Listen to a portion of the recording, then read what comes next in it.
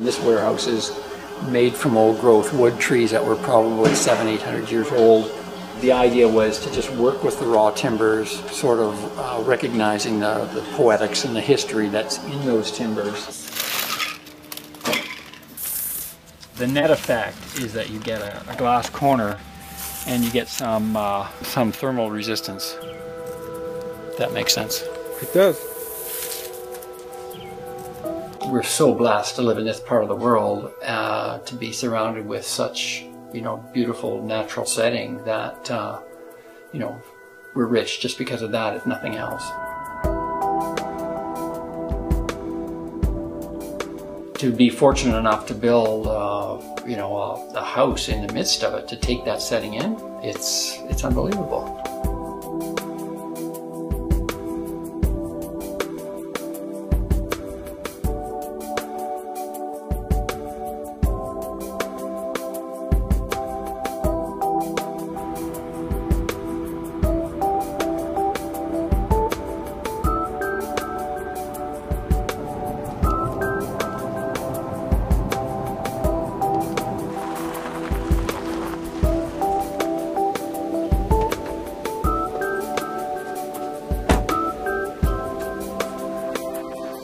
Open space, the essence is, if you get your siting of the building correct, that means everything. We look for the spaces on the outside of the building, and then you design your building to take advantage of those spaces. Essentially, your building is a lens piece to look onto nature, or to take in the best of what the site has to offer.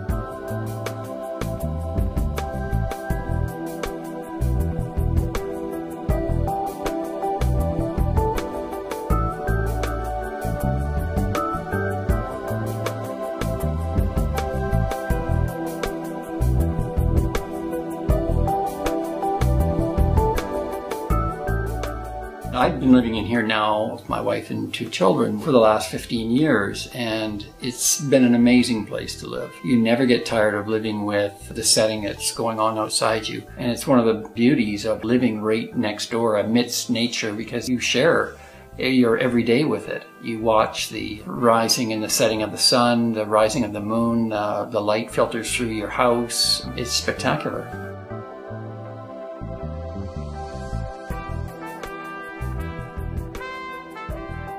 So the remainder house was built from timbers that were salvaged from a warehouse in New Westminster. That was a really quite an incredible building. It was 900 feet long. The seiners used to use it for drying their nets.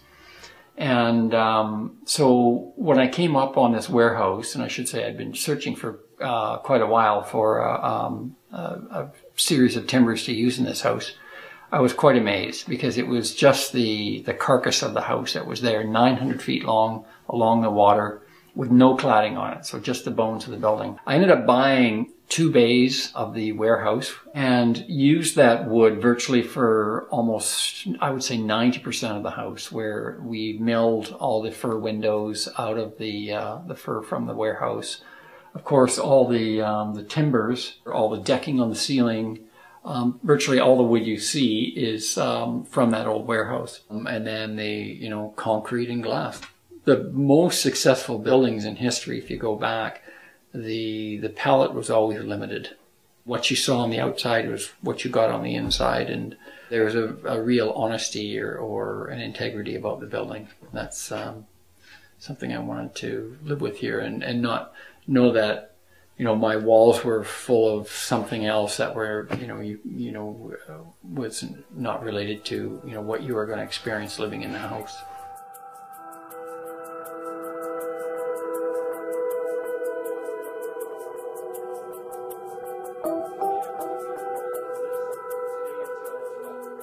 I can't help but recognize that what we're doing here is almost without question evolved from the Japanese style of architecture. When I look at, the long, low roof lines, how the buildings frame gardens, I just can't help but recognize the similarities. And I just think that through Frank Lloyd Wright, through some of the other great early modernist architecture, that there is a filtering down of those ideas.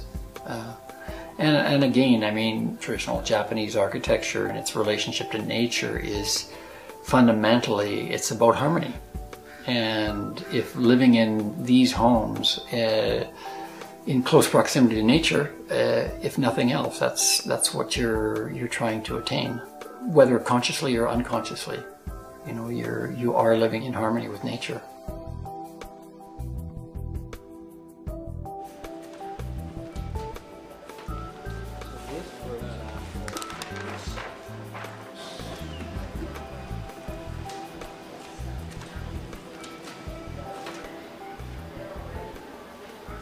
Would I build a building like this today, like I did 15 years ago? Probably not. Today, what we do is our process starts out very similar, where you start out with walking the land and then going into pencil sketches, maybe a very quick sketch card model, how the roof forms are going to lay out on the site. And then we go into a very simple CAD program where we build the model up in 3D. This is a CAD model that will go into becoming CAD drawings. We will slice and section this model, and that will become the base for the CAD drawings. We got into 3D modeling about 8 years ago, fairly heavily, just because the timber frame buildings that we were putting up were being manufactured by milling machines, being fed computer data. So we decided that when we were doing our designs, we wanted to do a 3D model of all the timbers, the way we wanted to see them laid out. Then we export that 3D model. So what we see on our screen by the time we're done is exactly what you get, so that there's no taking things up and down and testing and trying. It basically comes up in a kit of parts and assembled quite quickly on site. Right, but this sounds like this was not built like that. No, this was one piece at a time. Each piece of timber has its own nuances. Some are twisted, some are warped, and so each one was handled many times before it was actually positioned. And I mean, I love the process that this house came together on. It's, you know, some of the fondest memories I've got. But it's just not practical to build, you know, large homes unless you've got, you know, an endless budget to pour into labor to construct it. Actually, maybe if we shut off the rest of the model and just do... We're trying to sort of pick up in time, you know, back where these former artists were practicing their craft in the 60s, 70s, and bring that into different settings and to sort of advance it using, you know, modern materials, better glazing systems, geothermal, more sustainable practices brought into the homes. Does that make the house more durable for the weather? Would they survive longer? What do you think? I have no problem. These homes will survive a long, long time. It really depends. If they're right on the west coast, it depends a lot on overhangs. We get a lot of rain here. I mean, I've learned the hard way.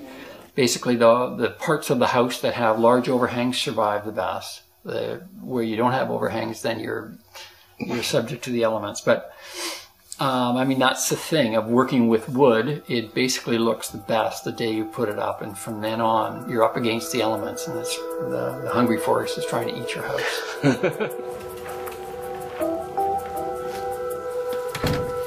So where are they? We have to go down and around. Okay, I have to take the camera then.